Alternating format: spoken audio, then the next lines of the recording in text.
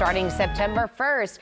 If you see a peace officer on your child's school campus, you should not be alarmed at what will be an oncoming sight for many. It's all the result of a new state law, and it comes 15 months after the massacre at Robb Elementary in Uvalde. However, the new law is creating some challenges. KPRC2 investigator Mario Diaz breaks down how these challenges may be impacting your child.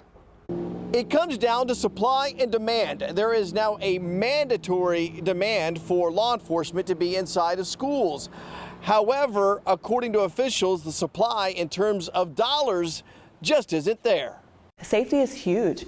It is by far the biggest challenge for school districts as well as charter schools in Texas in recent years. How to protect children, from little ones to teens, when they are on campus. School districts struggle with budgets. No doubt they do. Educators and officers are very aware of the tightrope they are now having to walk in the aftermath of Uvalde. The districts are struggling to meet their educational requirement.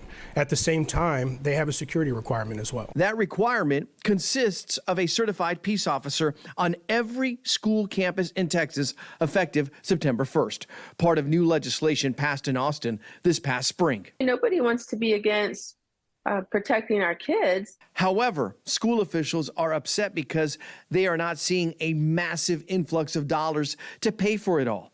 A point of contention that State Senator Carol Alvarado referenced in a recent interview with KPRC2 Investigates. Even though there was money provided, $10 per student, it still is going to be a negative impact on their budget. Which means administrators are carefully scrutinizing how they educate kids and programs they offer to ensure they are compliant with the new state law. We have to look at our budgets and we have to make cuts to ensure that we can absolutely maintain the integrity of our educational program. We will never compromise on that, and then also make the investments necessary in security and safety. However, another challenge is one that district police departments are having to contend with. It's a challenge to staff the number of campus that we're talking about, the number of schools in the districts. Larry Bainbridge was recently named chief of Spring Branch ISD.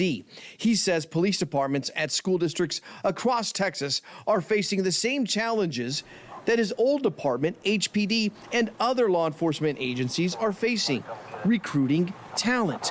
Not to mention, with the law going into effect September 1st, it is forcing them to have to adjust until they can properly recruit officers. I certainly support the idea of having an officer on every campus, but there is a finite number of police officers out there. Bainbridge also adds that all of his schools are taken care of moving forward.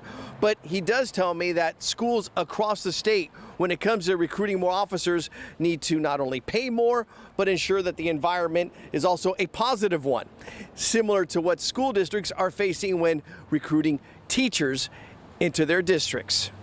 In Sugar Land, Mario Diaz, KPRC2 Investigates.